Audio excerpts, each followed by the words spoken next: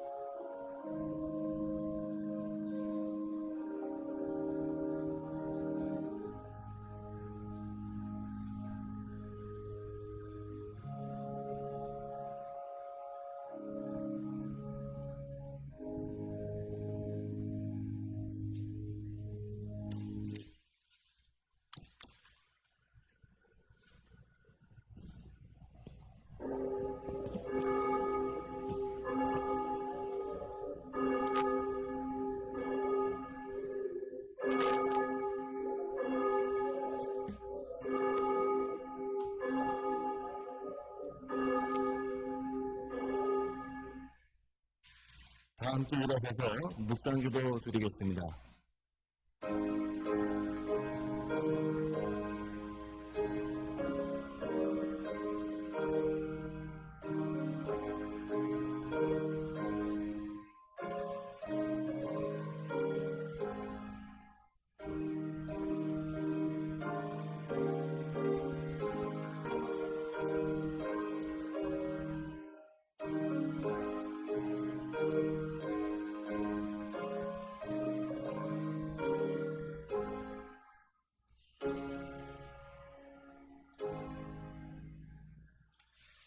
내 영혼아 여호와를 송축하라.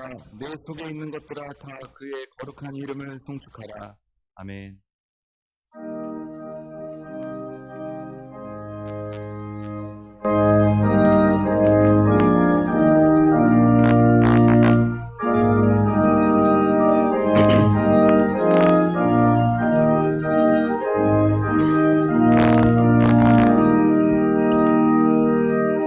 멸류관 벗어서 주 앞에 드리세. 저 천사 기쁜 노래가 온 땅에 퍼지네. 내 혼아 깨어서 주 찬송하여라.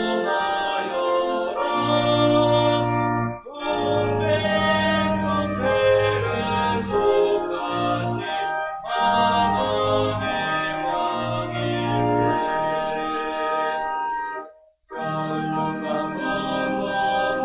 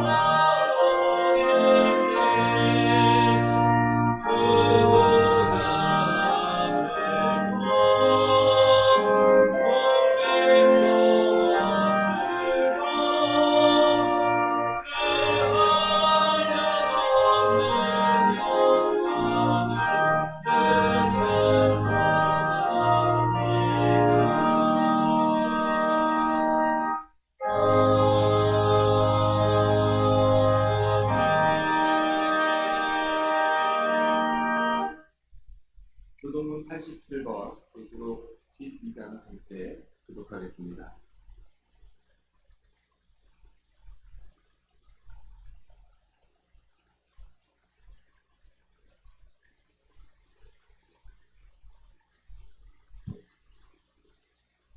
또 내가 새 하늘과 새 땅을 보니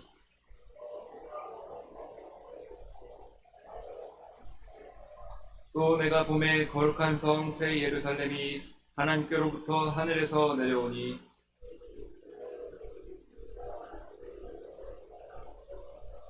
내가 들으니 보좌에서 큰 음성이 나서 이르되 하나님이 그들과 함께 계시리니 그들은 하나님의 백성이 되고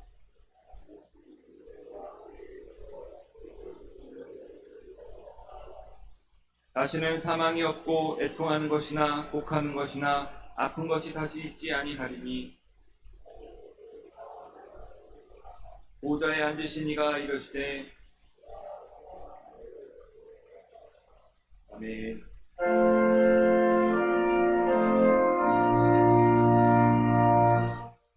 이 천지가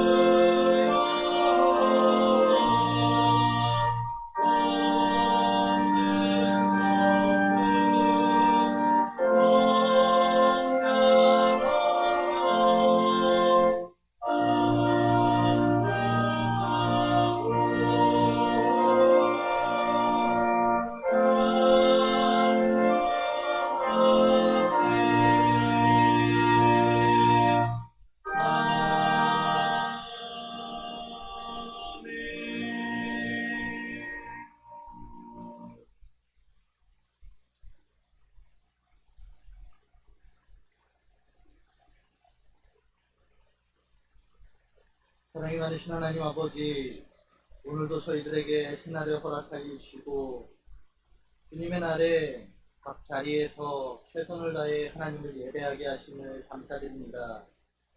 우리에게 보여주신 그 사랑과 구원의 기쁨을 기억하며 온전하게 하나님께 예배하게 하옵소서. 오늘 이 예배의 자리들 가운데 하나님 찾아와 주셔서 하나님의 풍성한 은혜를 누리게 하여 주시고 예배의 모든 시간들로 말미암아 오직 하나님께만 영광 올려드리는 거룩한 교회 되게 하여 주시옵소서. 치료하시는 하나님, 요즘 세계는 코로나 전염병으로 인하여 참으로 어려운 시기를 보내고 있습니다. 생업은 물론이고 건강과 삶의 환경 모두가 이 어려움으로 인하여 변화하고 또 새롭게 되며 걱정하고 있습니다. 힘겨운 시간들이지만 저희 모두가 힘을 모아 이겨내고 있사오니 하나님, 이 어려움들을 하루빨리 치료하여 주셔서 하나님의 온전한 통치를 누리는 이 나라, 이 백성, 온 세계 되게 하여 주시옵소서. 새 일을 행하시는 하나님 아버지, 우리 상동교회를 위하여 기도합니다. 코로나의 상황과 교회적 어려움과 맞물려 우리는 더욱 하나님 앞에 무릎을 꿇을 수밖에 없는 상황들 속에 있습니다. 한 마음과 한 뜻으로 하나님께 간구하며 걸어가야만 하는 우리 교회의 모든 상황들을 주님 앞에 맡겨드립니다. 특별히 다른 것들에 우리의 시선을 두기보다 먼저 2020년 전교인 특별 새벽기도회를 주님 앞에 드리오니 하나님 각 시간마다 찾아와 주셔서 말씀하여 주시고 저희들에게 하나님의 뜻을 보여주시옵소서. 보라, 내가 새 일을 행하리니 라는 주제로 각 가정에서 각 예배 처소에서 한 사람 한 사람의 자리에서 기도할 때에 하나님의 역사하심을 만나게 하시며 각 사람, 각 가정, 상동교회 모두가 하나님의 새 일을 경험하는 은혜의 21일 되게 하여 주시옵소서. 말씀하여 주시는 하나님, 이 시간 말씀을 전하시는 담임 목사님 가운데 함께하여 주옵소서. 하나님의 귀한 스피커로 사용하여 주시고 하나님의 말씀을 온전히 전할 때에 우리의 마음을 열어주셔서 그 말씀을 온전히 듣고 새롭게 결단하게 하여 주옵소서. 예배 처음과 끝 가운데 함께하여 주시고 각 가정이 하나님이 세우시는 거룩한 교회, 거룩한 성전 되게 하여 주시옵소서. 예수 그리스도의 이름으로 기도드립니다. 아멘.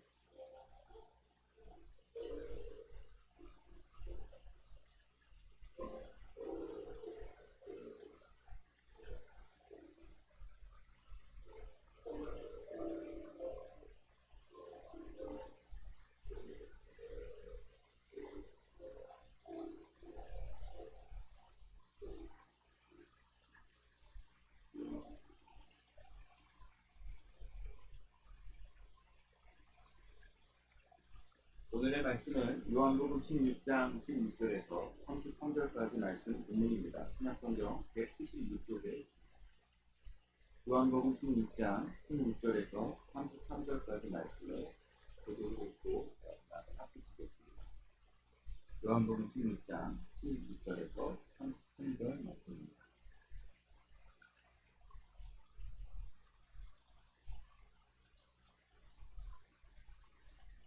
조금 있으면 너희가 나를 보지 못하겠고 또 조금 있으면 나를 보리라 하니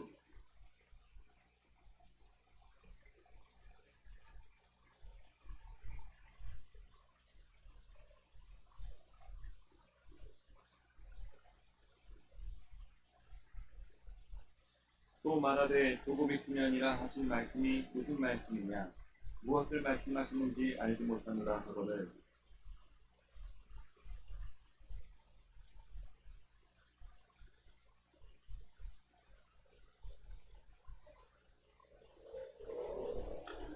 내가 진실로 진실로 너에게 이르노니 너희는 곡하고 애통하겠으나 세상은 기뻐하리라.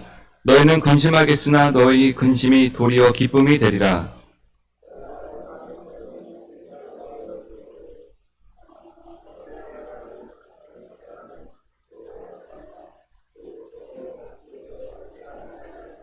지금은 너희가 근심하나 내가 다시 너희를 보리니 너희 마음이 기쁠 것이요 너희 기쁨을 빼앗을 자가 없으리라.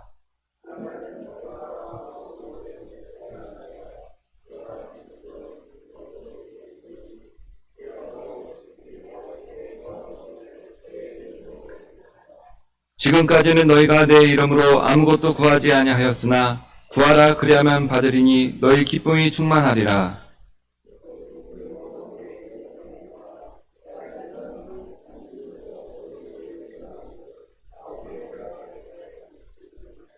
그날에 너희가 내 이름으로 구할 것이요 내가 너희를 위하여 아버지께 구하겠다 하는 말이 아니니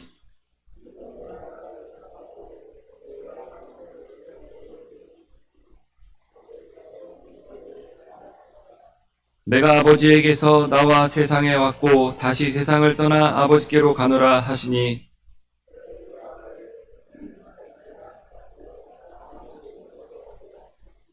우리가 지금에야 주께서 모든 것을 하시고 또 사람의 물음을 기다리시지 않은 줄 아나이다.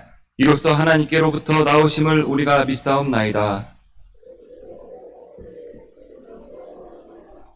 보라 너희가 다 각각 제 곳으로 흩어지고 나를 혼자 둘 때가 오나니 벌써 왔도다. 그러나 내가 혼자 있는 것이 아니라 아버지께서 나와 함께 계시느니라. 이것을 너에게 이르는 것은 너희로 내 안에서 평안을 누리게 하려 함이라. 세상에서는 너희가 환난을 당하나 담대하라. 내가 세상을 이기었노라. 아멘.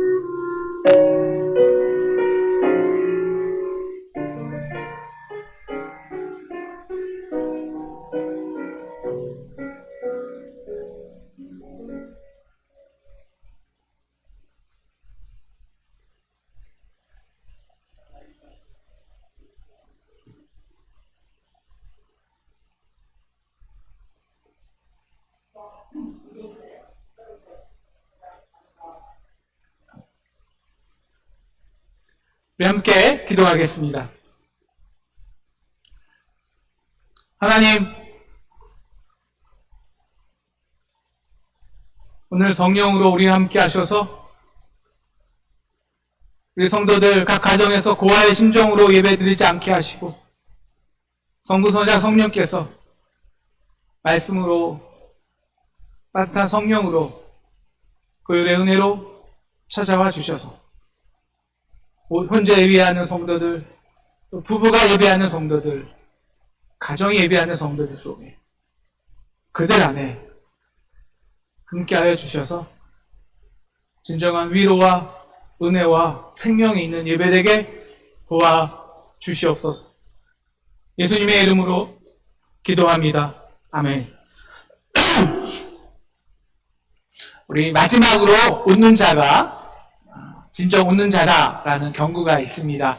이 경구는요, 우리 삶 속에서 왜 진정한 평안이 없는지를 잘 말해주고 있습니다. 지금 내가 웃을 수 있어도 조금 후에 이 웃음이 지속될 수 있을지 웃는 속에서도 우리는 염려가 되기 때문입니다. 왜 우리가 이렇게 불안할까요? 한국은 거의 12년째 자살률 1위 국가입니다. 그 어느 국가보다 더 열심히 살고 더 경쟁적으로 살고 우리 중에 많은 사람들은 적어도 인생에서 한두 번 야, 이거 정말 승리다라는 그 승리감을 쟁취해 본 사람들입니다. 그런데 그 승리를 쟁취한 순간에도 조금 있으면 그 이후에도 이 승리를 내가 계속 누릴 수 있을지 걱정이 됩니다. 한 개인이건 조직이건 그 다음에 기업이건 한 나라이건 제국이건 역사 속에서는 언제나 흥망성쇠의 시기가 있습니다. 우리가 올라가는 시기가 있다면 흥하는 시기가 있다면 반드시 쇠퇴하는 시기가 있습니다. 그것도 우리가 올라가면 올라갈수록 한 번의 실수가 거의 모든 것을 무너뜨리죠. 그래서 날개 없이 추락하고 맙니다. 우리가 표현하지 못하고 우리에게 근심과 두려움이 있는 것은 현재가 아닙니다. 바로 그 조금 있으면이라는 그 임박한 미래로 인해서 우리는 언제나 두려워하는 것입니다. 조금 있으면 실패하지 않을까? 조금 후에도 이 성공을 보장할 수 있을까? 내가 조금 후까지, 그때까지 내가 잘 버틸 수 있을까? 결국 우리의 궁극적 관심은 이거죠. 결국 내 인생은 끝까지, 내 인생의 끝에 나는 마지막 웃을 수 있을까? 내가 끝까지 지금의 성공과 성취와 행복을 끝까지 부여잡을 수 있을까? 이것이 인간의 궁극적 관심이죠. 거기서 우리의 모든 염려와 불안은 나옵니다. 오늘 조금 있으면 이제 예수님은 제자들을 떠나갑니다. 그래서 오늘 16절에서 19절 사이에서 이 조금 있으면이라는 말만 7번이 나옵니다. 조금 있으면 내가 너희를 떠나갈 것이고 예수님이 조금 있으면 내일 십자가에서 못 박혀 죽을 것입니다. 그런데 근심하지 말라는 것입니다. 또 조금 있으면 내가 다시 너희를 볼 것이요. 그때 조금 있으면 볼 때의 기쁨은 그 누구도 빼앗을 자가 없다는 것이죠. 마치 우리 어머니가 해산할 때 고통은 아프지만 그러나 해산한 후 그 아이를 내 품에 안을 때 기쁨은 영원한 것 같이 너의 기쁨을 누구도 빼앗을 수가 없다. 그 기쁨은 최종적 기쁨이요. 그 기쁨은 영원한 웃음이다. 라는 것입니다. 오늘 여기서요. 우리는 이 땅에 두 가지 종류의 조금 있으면이 있다는 것을 알 수 있습니다. 첫 번째는 우리 세상을 친구 삼은 세상 속에 있는 사람들의 조금 있으면입니다. 그들은 세상 속에 있을 때 다시 말하면 자신의 손에 세상적인 힘과 권력과 부가 있을 때 평안을 누립니다. 로만 팍스 혹은 팍스 로마나의 평안이죠. 그런데 이 조금 있으면 이 평안을 누리는 사람들은 조금 있으면이 너무 두렵습니다. 그들의 최종적인 관심은 바로 조금 있으면, 조금 후에도 내가 손에 잡는 것을 그때도 잡을 수 있을까? 이 불안감으로 삽니다. 그래서 세상 속에서 혼자 고아로 살아가는 사람들의 궁극적 관심은 바로 조금 이후에 일어날 일입니다. 그래서 현재에 그 많은 선물이 있어도, 우리가 현재라는 단어는 프레젠스 아닙니까? 프레젠? 선물이에요. 그 선물을 누리지 못하고요. 언제나 조금 있으면, 지금 많은 감사할 거리가 있음에도 불구하고 조금 있으면 실패하지 않을까? 조금 있으면 땅값이 떨어지지 않을까? 조금 있으면 사람들이 나를 배반하지 않을까? 조금 있으면 지금 이 행복이 사라지지 않을까? 조금 있으면 나의 건강이 또 해치지 않을까? 이 조금 있으면으로 불안해합니다. 웃어도 웃는 것이 아니죠.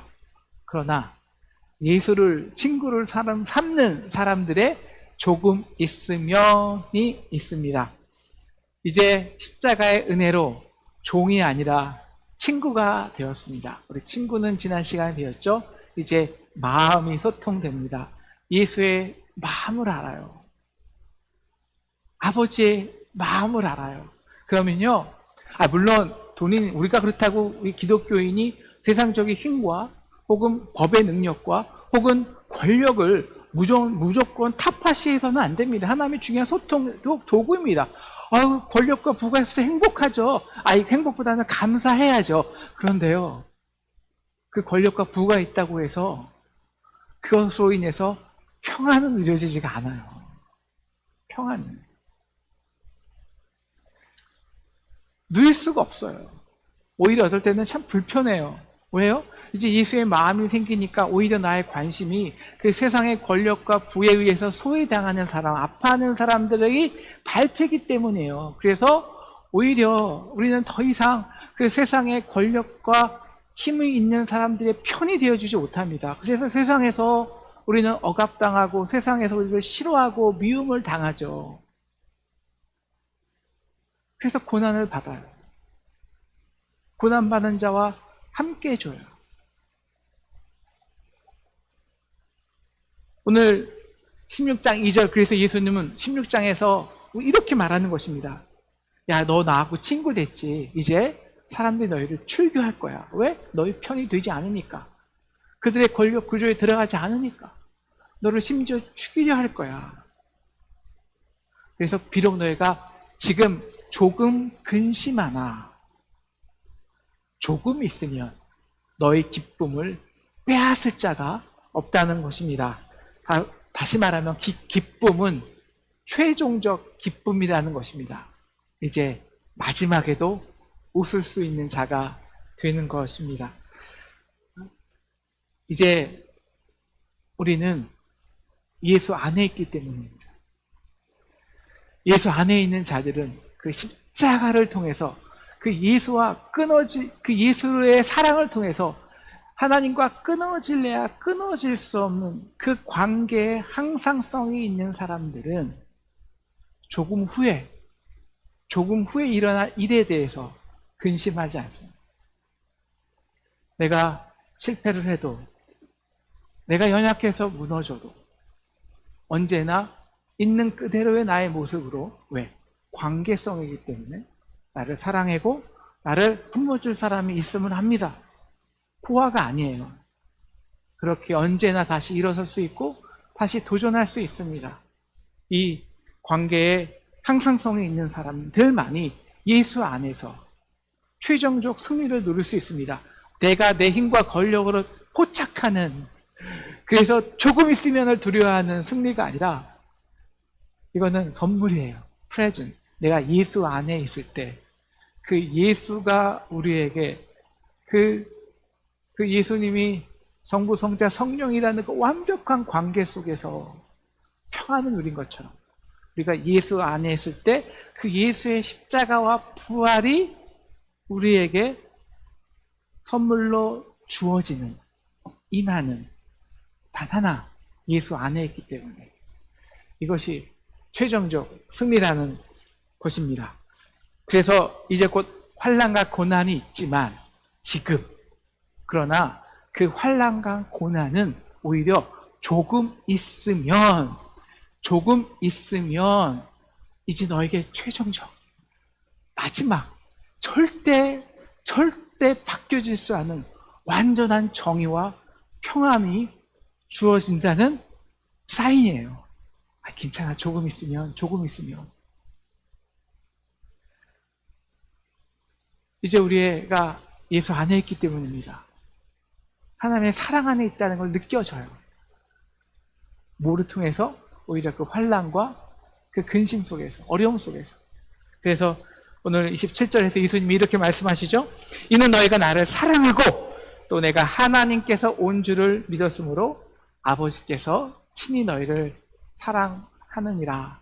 여러분 성도님들, 언제 여러분이 아빠가 나를 사랑하는구나, 우리 가족이 있구나, 언제 느끼세요? 그 관계의 중심성을. 어려움 당할 때거든요. 그때 더 느끼는 거예요. 예수 안에 있구나. 예수님이 왜 십자가 앞에서도 우리에게 평안을, 내가 너에게 평안을 주노라, 제자들에게 우리에게 어떻게 그 평안을 선물하실 수 있었을까요? 내가 이제 그 관계 안에 헌신할 때, 그러니까 예수님의 말씀, 하나님의 말씀에 순종해서 그 하나님이 원하시는 사랑 속에 내 스스로 헌신할 때, 그 예수 안에, 십자가 안에 들어갈 때, 이제 정말 성부, 성자, 성령이라는 그 완전한 하나님의 사랑의 관계 속에 들어오시기 때문이라는 것을 우리가 배웠지 않습니까? 여러분, 내 힘과 내 능력으로 얻는 승리는 결코 최종적 승리가 될 수 없습니다. 조금 있으면 이라는 두려움으로 살아가게 할 뿐이죠. 십자가로 예수와 친구가 된 저와 여러분은 이제 내가 예수 안에, 예수가 하나님 아버지 안에, 그러므로 우리가 아버지 안에 있는 자임을 비로소 알 수 있는 거예요. 그래서 그 예수의 최종 승리가, 그 부활이 진짜 나의 부활과 승리가 됩니다. 오늘 그래서 결론적으로 예수님은 33절에 이렇게 우리에게 선포하시죠. 우리 33절만 같이 읽도록 하겠습니다. 시작. 이것을 너희에게 이르는 것은 너희로 내 안에서 평안을 누리게 하려 함이라. 세상에서는 너희가 환난을 당하나 담대하라. 내가 세상을 이기었노라. 예수가 세상을 이겼어. 우리가 십자가로 세상을 승리하는 거예요. 우리가 매일매일 들은 설교입니다. 그래서 이제 어떤 때는 지금 지겨워요. 어떤 청년들이 예수님, 어떤 그 젊은 촉교, 요새 30, 40대 사람들이 이렇게 질문하는 걸 가끔 들어요. 목사님 세상을 알아요? 그러니까 그 매일매일 세상에서 치열하게 살아가는 30대 사람들은 그 설교가 목사님 뭐 세상도 모르면서 그냥 너무 현실에 안 와닿아요. 아니, 십자가로 어떻게 세상을 승리하냐고요. 우리가 매일 보는 거는 권력에 있는 자, 힘 있는 자, 그 남에게 좀 아부하는 자, 권력 편에 드는 자가 그렇게 매일 승리하고 잘 나가는데 무슨 십자가로 매일 승리하냐고요. 맨날 이렇게 묻는 거예요.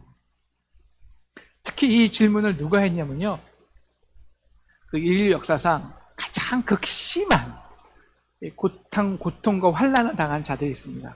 바로 이 도미티안, 그 AD 90년도에 이 도미티안 황제 때 이 박해와 환난을 받은 이 초대교회 성도들입니다. 그들이 얼마나 고통스러웠으면 지하 13층까지 파고 내려갔겠냐고요. 요한은요, 예수님에게 내가 세상을 이겼노라 말씀을 직접 들었어요. 그래서 오늘 요한복음에 작성했죠. 근데 그 요한은 그 AD 90년도에 그 극심한 고통을 받고 있는 이 자신의 양들에게 이 승리를 어떻게 설명할 방법이 없는 거예요. 죽겠죠. 그래서 하나님이 요한을 어디로 데려가십니까? 물론 유배당한 거지만 반모섬에 데려가게 하세요.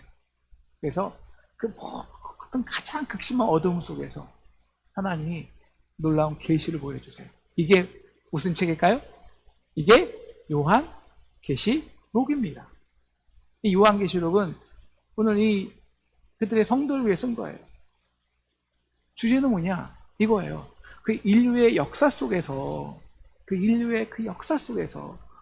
어떻게 예수의 십자가가 최종적 승리가 되냐, 최종적 정의를 쟁취하냐.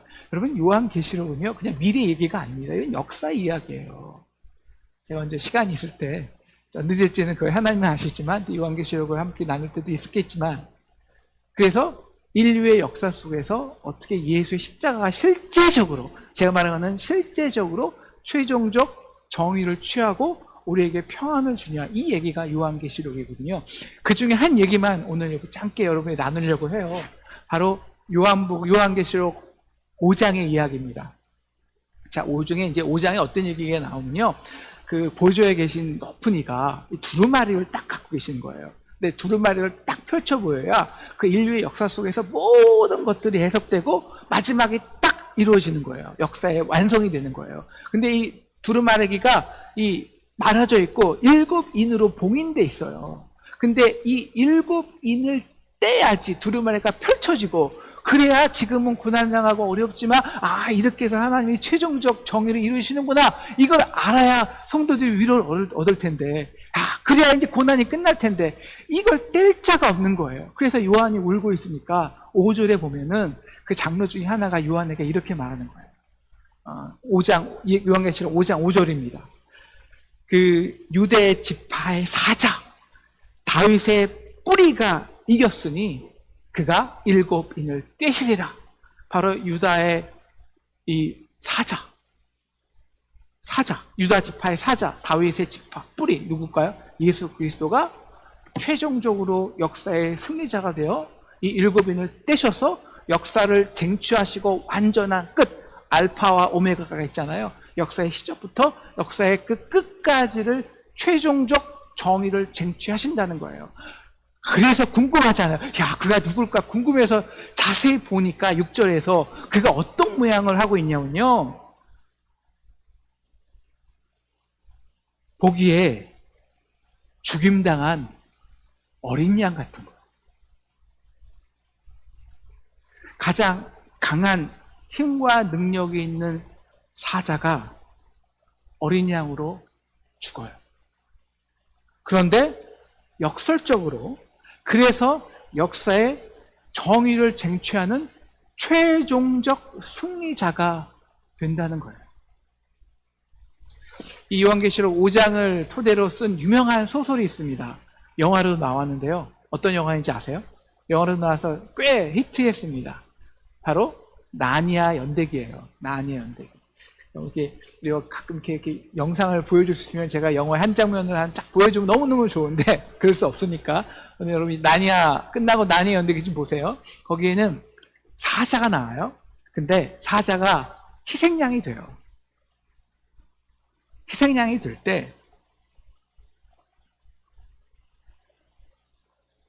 죽음으로 끝내야 되는데 돌판이 무너지고 사자가 다시 부활하죠.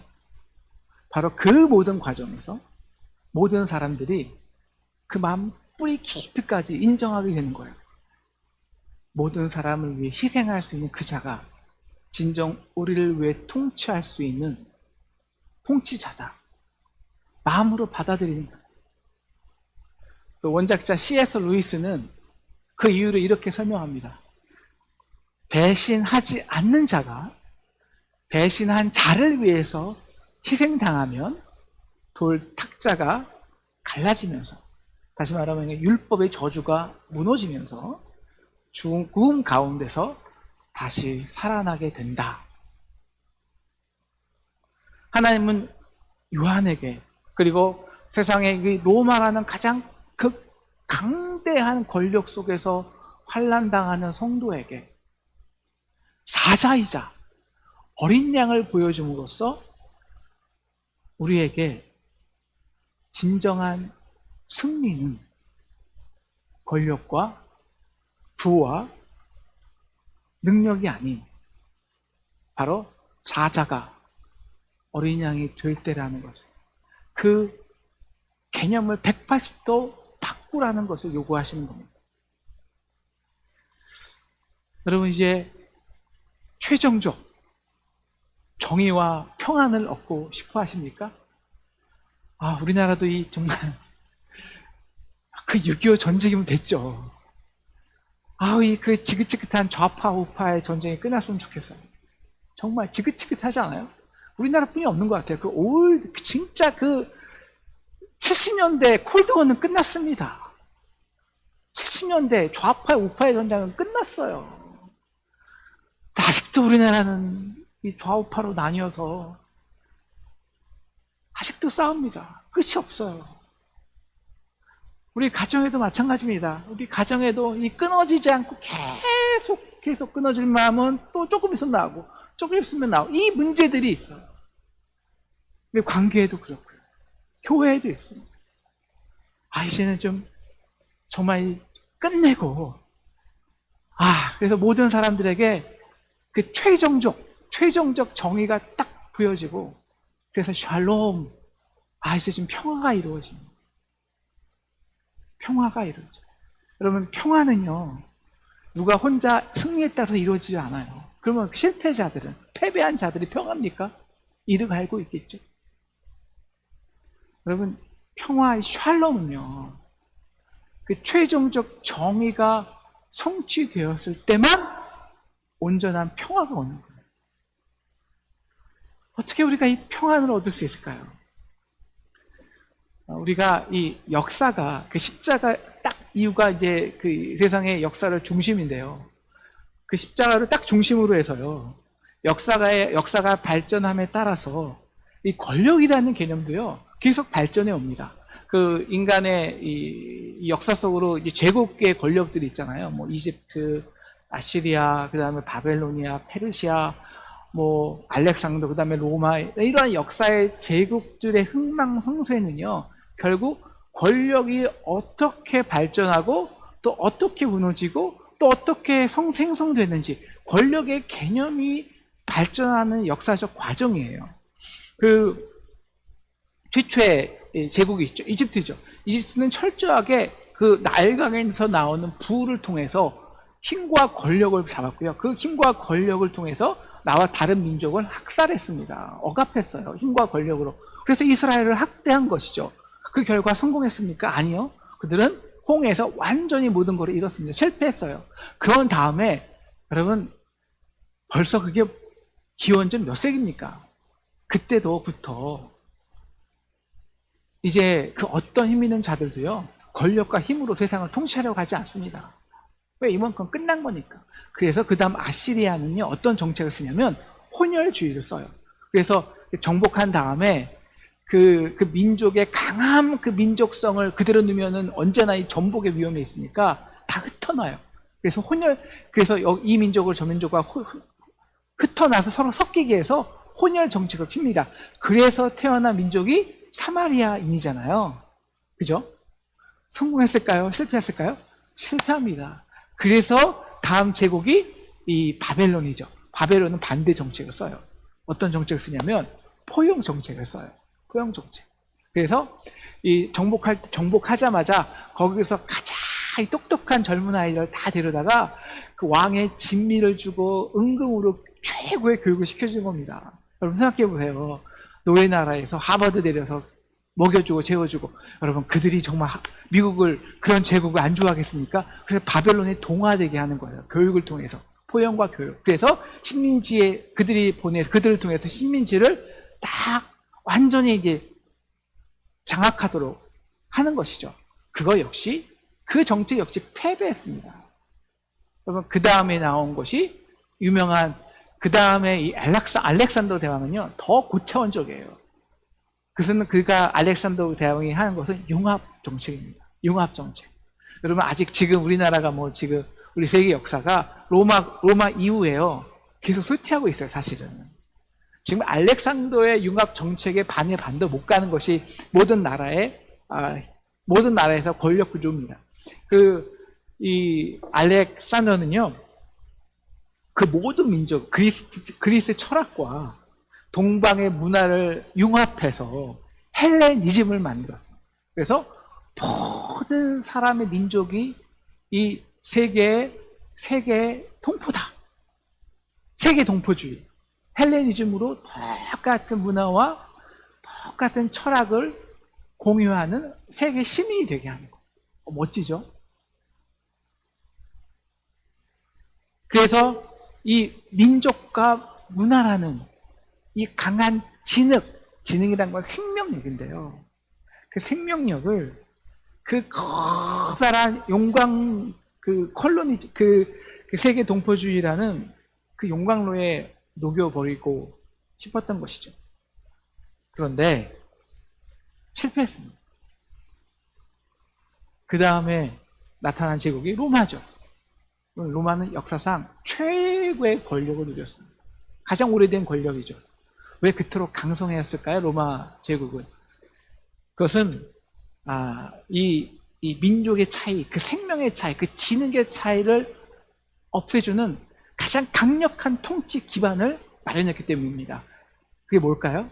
로마 법입니다. 그 로마 법으로 보장한 로마 시민권이죠.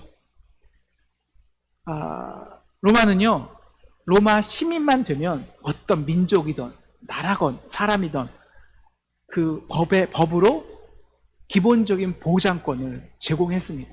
그리고 그것이 반역자의 아들이건 노예이건 그다음에 다른 나라이건 로마에게 법적으로 충성만 하는 자들에게는 로마 시민권 주는 것을 차별하지 않았어요. 인색하지 않았습니다. 그 한니발 장군이 왜 로마의 제국에서 실패했냐? 바로 이 로마의 시민권을 얕잡아 본 거예요. 당시 이 제국이란 것은 뭐 여러 가지 민족이 혼합한 거니까요. 그냥 가서 누가 이기면 이기는 편 우리 편이었거든요. 그래서 아마 한니발 장군은 로마에 들어가서 내가 두세 번 이기면 거기 있는 타 민족들이 나에게 모든 것을 나에게 돌아올 것이다 라는 강한 믿음을 갖고 있었죠.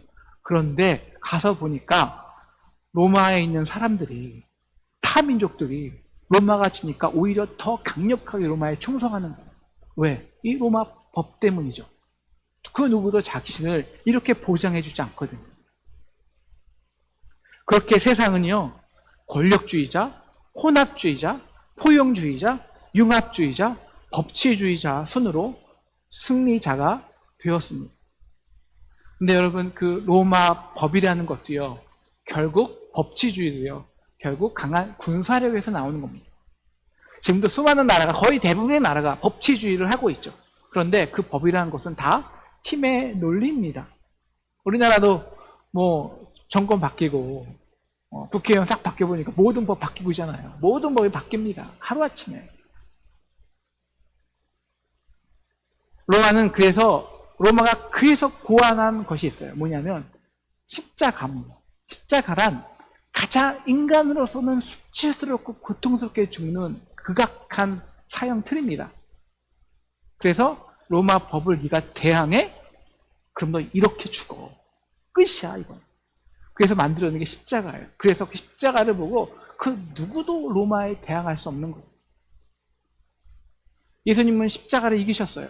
우리 다니엘서에 보면 그 느부갓네살의 꿈꾼 신상이 나오는데요. 머리는 금이고 가슴과 팔은 은이고 배와 넙조쩌리는 옷이고 종아리는 철이고 그다음에 발은 흙과 이 철에 이제 그 혼합한 신상들이 나옵니다. 이것이 이제 사실 이 제국의 역사를 나타내는 건데요. 이 제국들을 누가 깼냐면 산에서 뜨인 돌, 산 예수가 그 돌이 부딪히니까 그 제국이 모든 산산조각이 나요. 예수의 십자가로 로마를 이김으로써 이 세상의 역사는 힘이 아니라 권력이 아니라 사자가 어린 양 될 때 최종적 정의가 정치되는 거예요. 이게 십자가예요. 십자가가 세계의 역사를 나누는 거예요. 하나님이 세상을 사랑하사 독생자를 주셨으니 십자가란 사랑의 능력입니다. 인류가 처음 경험한. 여러분, 사랑하게 되면 이기려 하지 않아요. 내 생각이나 내 철학이나 내 힘과 법치 안으로 상대를 끌어들이려 하지 않아요. 변화시키려 하지 않아요. 그래서 요한복음에서 사랑을 배웠죠. vulnerability. 오히려 내가 가지고 있는 그 모든 것을 상대의 연약함을 위해 포기하게 됩니다. 내 편으로 통합하던 것이 아니라 내가 상대를 위해 나를 내어줍니다. 가장 권력으로 가장 높은 곳에 정점을 치닫던 인류의 역사가 가장 높으신 분이 가장 낮은 종의 형체가 되어 죽을 때 종교되는 것. 그때 하나님은 그를 가장 그에게 놀라운 이름을 주사 모든 사람이 그의 무릎에 꿇어 앉히게 하는 겁니다. 바로 그 이유는 말씀이 육신이 되어 우리 가운데 임하시는 가장 능력 있는 자가 가장 낮은 지능으로 우리의 모습으로 각각의 모습으로 내려오셔서 자신의 모든 것을 쏟아부으시고 죽으십니다. 그래서 십자가만이 모든 민족을 모든 진흙을 하나로 통합할 수 있습니다. 거기에 최종적 승리가 있고 정의가 있고 평안이 있습니다. 고귀한 금인데 힘있는 철인데 다양한 능력이 있는 구리인데 종의 형체로 오셔서 우리와 함께 진흙이 되어 주십니다. 그래서 우리의 연약함과 죄악과 가난함을 다 각각의 상황에 맞춰서 감당해 주시고 십자가에서 진흙과 먼지처럼 죽어가셨습니다. 바로 그 죽음이, 그 희생이 모든 권력의 구조를 깨는 거예요. 지피지기면 백전백승이다. 이것이 세상에 승리하는 지혜입니다. 네, 그것도 귀한 지혜입니다. 일단 적과 나를 구분하고 구별하여 알아야죠. 하지만 진정한 지혜는 적과 나와의 담을 허무는 것입니다. 적을 친구로 만들어 보는 것이죠. 그런 다음 상대를 이기는 것이 아니에요. 심지어 승자의 포용이 아니에요. 함께 그대 연약한 자가 되어 울어주고 웃어주는 것입니다. 배반하지 않는 이가 배반한 자를 위해 희생하는 것입니다. 이렇게 사자지만 죽임당한 어린 양으로 예수는 십자가로 세상을 이겼습니다. 사랑하는 상동 성도 여러분, 이제 우리도 이 예수 안에서 최종적 승리자가 됩시다. 여러분, 우리가 예수 안에 있다는 것은요, 다시 말하면 정말 구원받았다는 것은요, 정말 십자가를 경험했다는 잘하는 증거가 뭐냐면요, 이제 우리는 힘이 있어도요, 능력이 있어도요, 그 힘으로 능력으로 이기는 자가 될 수 없다는 것입니다. 할 수가 없어요.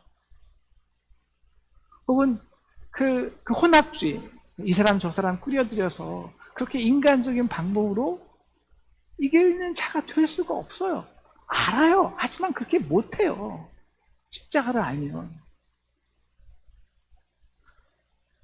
힘과 권력으로 한 다음에 그렇게 평화를 내리는 방법 쓸 수 있습니다.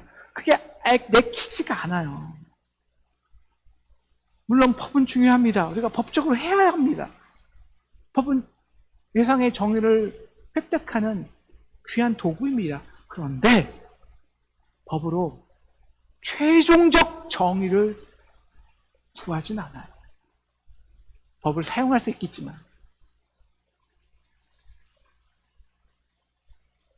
그렇게 우리의 힘과 능력으로 다른 이를 패자로 희생양으로 만드는 승리는, 그런 승리는 조금 있으면이란 불안만 증폭시킬 뿐입니다. 우리가 이제 예수를 믿게 되었잖아요. 예수의 친구가 되었고요.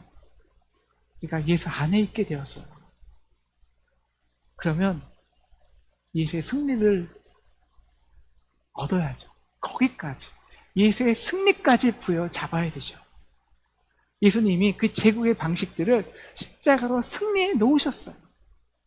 우리가 예수 안에 있어서 그 승리를 선물로 받아내야 됩니다. 이것이 진짜 예수 믿는 맛이고 예수 믿는 재미 아니겠습니까?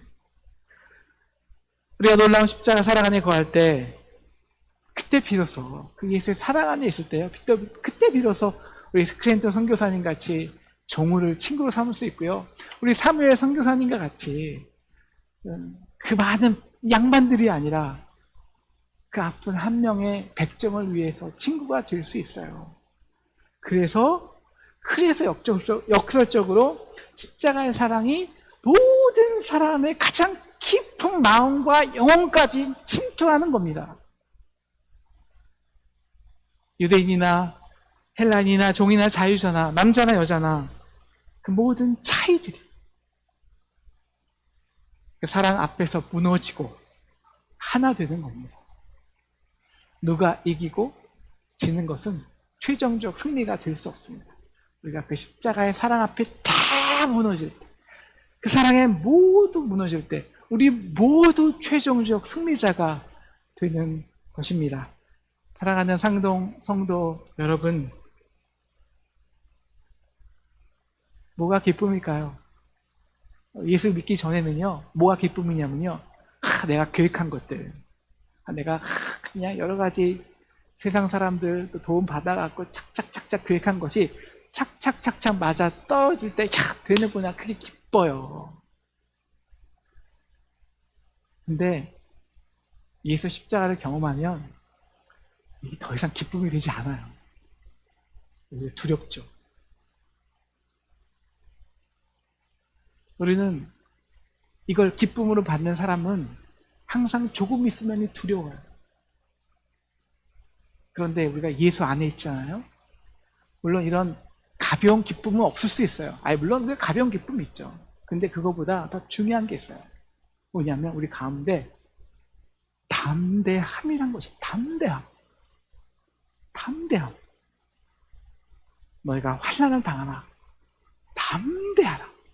내가 세상을 이겨노라. 여러분, 진리는 날로 담대합니다. 이 담대함이란 기쁨이 배제된 게 아니에요. 물론 우리가 예수의 길을 가는 것, 십자가를 지는 것, 예수 안에 있는 것, 그래서 좀 필요 없는 또 희생해야 되고 또 참아야 되고 또 어려움 당해야 되고 짜증 날 때도 있어요. 그거보다 정말 환난을 당하면 근심합니다. 그런데 우리가 환난 속에서 가족의 끈끈함, 그 관계의 힘을 얻잖아요. 마찬가지예요. 우리가 그 환난 속에서 우리에게 주어진 축복은요, 담대함입니다. 담대함, 그냥 담대함이 아니라 그 환난 속에서 우리가 깊이 뿌리 박힌 나무, 그 시냇가에 심긴 나무처럼 말씀이 이 안으로 들어와요. 말씀의 기쁨을 얻고요. 하나님의 위로와 성령의 위로하심을 얻고요. 말씀이 깨달아지고요. 하나님이 나를 이렇게 사랑하시네? 그 관계의 현실성이 그냥 나를 엄습하고요. 그래서 내가 소생돼요. 예수가 살아있는 거죠, 내 안에서. 그래서 매일 담대하게 살아갈 수 있는 능력을 얻어요. 이게 기쁨이에요. 그 담대함은 이게 포함된 거예요. 이제 얼마 남지 않았어. 진짜 내가 그 길로 가고 있잖아. 이제 그리스도의 그 최종적 승리가 나에게 주어진다고.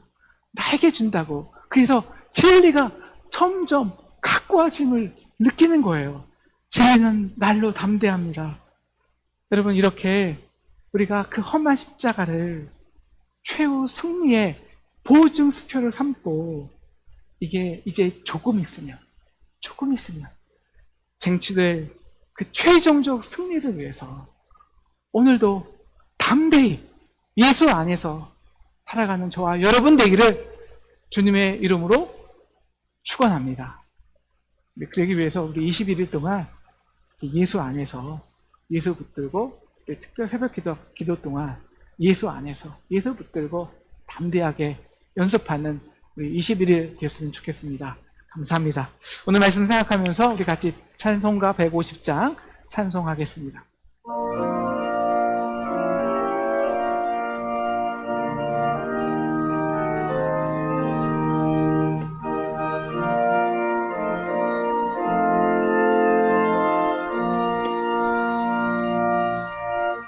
갈보리 산 위에 십자가 섰으니 주가 고난을 당한 표라.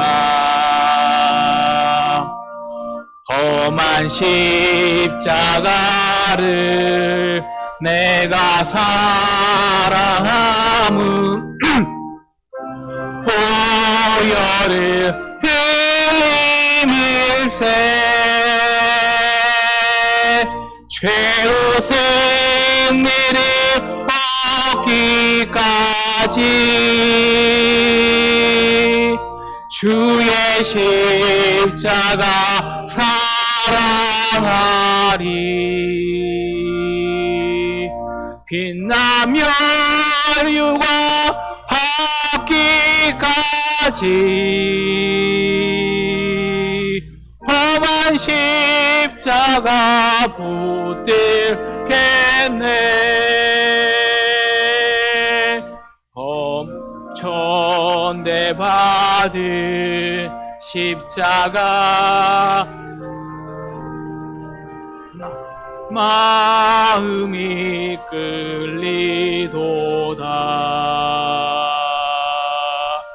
귀한 어린 양이 세상 죄를 지고 험한 십자가 지셨도다.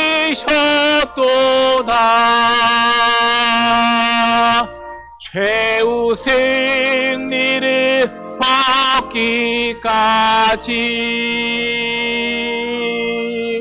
주의 십자가 사랑하리. 빛나며 혈유가 받기까지 험한 십자가 붙들겠네. 험한 십자가에 주가 흘린 피를 믿는 마음으로 바라보니 나를 용서하고 내 죄 사하시려 주가 흘리신 보혈이라. 최후 승리를 얻기까지 주의 십자가 사랑하리. 빛나며 혈유관 받기까지 험한 십자가 붙들겠네. 주님 예비하신 나의 본향집에 나를 부르실 그날에는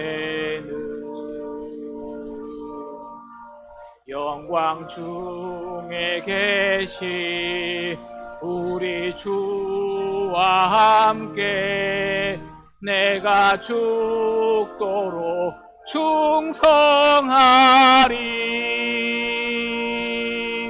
최후 승리를 얻기까지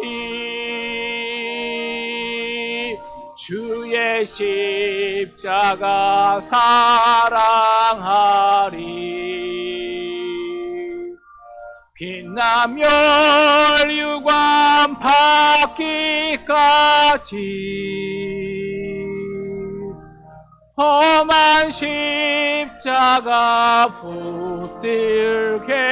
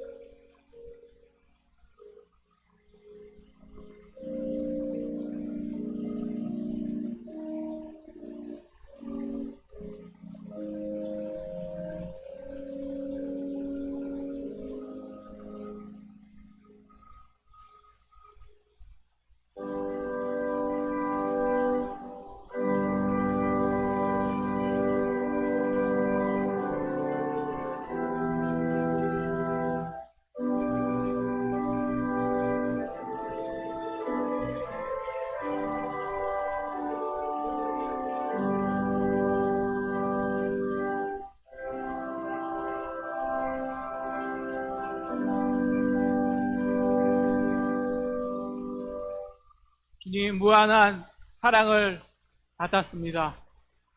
받은 대로 주의 제단에 흘립니다.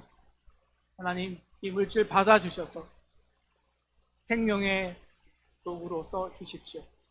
이 물질을 바친 우리 귀한 상동의 가정들마다 그 가정의 생업과 기업을 축복하여 주시고, 이 땅에 우리 힘과 우리 능력으로 번 재물이 아니라 하나님의 사랑으로 살아가는 그 놀라운 담대함을 우리 가정들에게 허락하여 주시기를 간절히 기도합니다.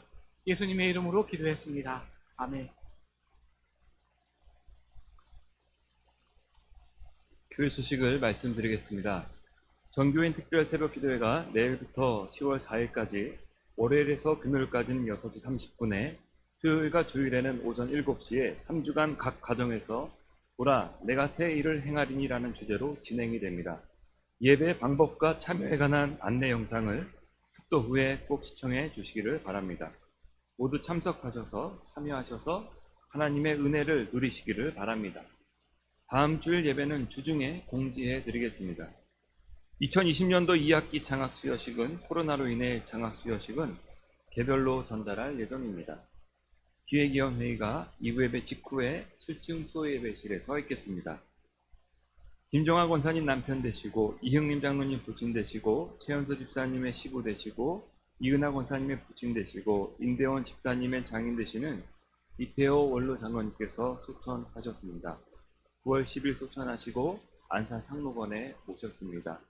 유가족분들에게 하나님의 위로가 함께 하시기를 기도합니다. 김진희 장로님, 김인옥 권사님의 장남인 김윤아 군의 결혼식이 9월 19일 낮 12시에 소노캄 호텔 일산에서 있습니다. 코로나로 인해서 가족끼리 결혼식을 하게 되었습니다. 교회 분들은 오시지 않아도 되겠습니다. 많이 축하해 주시고요. 또한 나머지 강도는 주보를 참조해 주시기를 바랍니다. 이 시간 함께 기도하기 원합니다. 코로나의 종식으로 나라와 민족이 회복되기를 소망하며 또한 상동교회와 모든 성도가 안전하게 지내길 소망하며 또한 가정에서의 예배와 속히 교회에 모여 예배하기를 소망하며 또한 특별 새벽 기도회를 통해 주실 하나님의 은혜를 소망하며 함께 기도하겠습니다. 살아계신 하나님 감사합니다. 하나님, 코로나의 종식으로 나라와 민족이 회복되기를 소망합니다. 하나님, 또한 상동교회가 모든 성도가 안전하게 지내기를 소망합니다. 하나님께서 우리 성도님들을 지켜주시고 하나님, 정말 이 나라와 민족이 온전히 회복될 수 있도록 역사하여 주시옵소서. 온전히 회개하며 새로워지게 하여 주시고 하나님이 기뻐하시는 길로 나아가게 하여 주시옵소서. 주님께로 돌아오게 하여 주시고 하나님께 영광 돌리는 그러한 나라와 민족이 되게 하여 주시옵소서. 가정에서의 예배와 교회에 모여서 함께 속히 모여 예배하기를 소망합니다. 주여, 특별 새벽 기도회를 통하여서 하나님의 은혜를 부어 주시옵시고 인도하시는 목사님과 모든 일정 위에 주님 함께하여 주셔서 하나님을 경험하고 주님의 역사하심을 간구할 때에 주께서 역사하여 주시옵소서. 아버지 하나님, 또한 모든 하나님 하루하루 일정들 가운데 날마다 새 은혜를 부어 주시옵기를 간절히 바라고 원합나이다. 주여 역사하여 주시옵소서.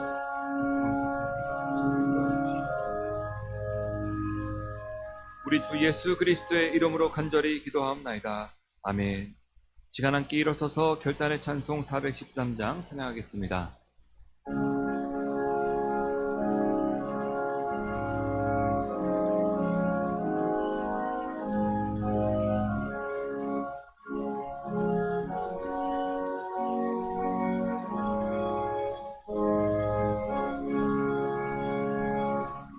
내 평생에 가는 길 순탄하여 늘 찬란한 강 같은지 큰 풍파로 무섭고 어렵든지 나의 영혼은 늘 편하다. 내 영혼 평안해. 내 영혼 평안해. 저마귀는 우리를 삼키려고 입 벌리고 달려와도 주 예수는 우리의 대장되니 끝내 싸워서 이기리라. 내 영혼 평안해. 내 영혼 평안해. 내 지은 죄 중비 같더라도 주 예수께 다 하려면 그 십자가 피로써 다시 스사 흰 눈보다 더 정하리라. 내 영혼 평안해. 내 영혼 평안해. 저 공중에 구름이 일어나며 큰 나팔이 울릴 때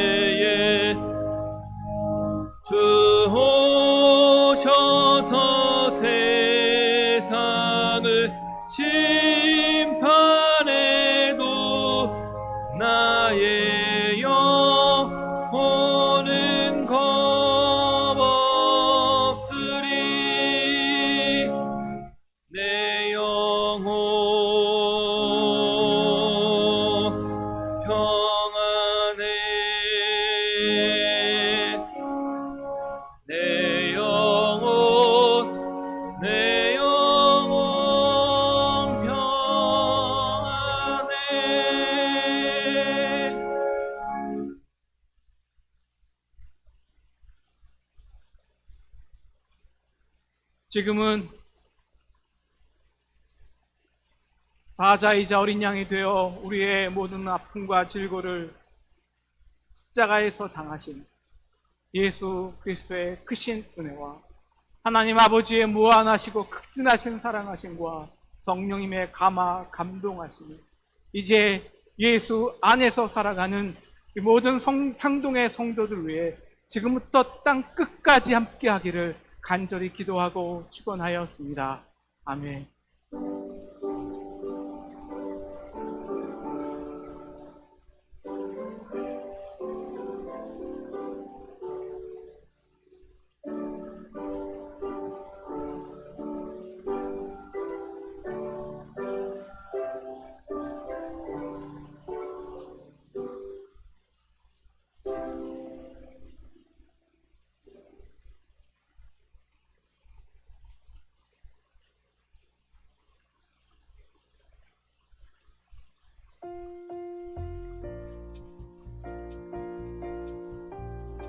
(2020년) 상동교회 정규인 새벽기도회가 시작됩니다.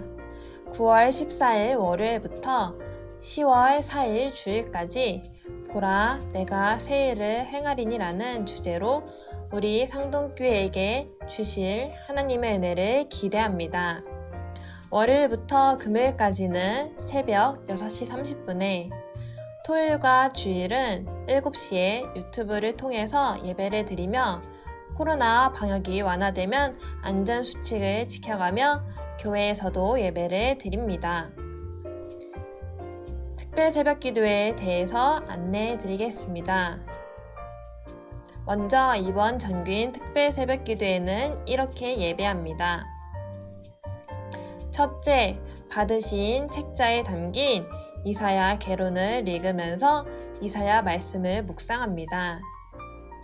둘째, 새벽 기도회가 시작되기 전 가족끼리 예배할 장소를 정해주시고 방송 예배할 TV나 컴퓨터를 점검하신 후에 정돈된 옷을 입고 모여 가족과 함께 오늘의 말씀을 묵상합니다. 가급적 거실에 있는 TV 화면을 통해 예배해 주시기 바랍니다.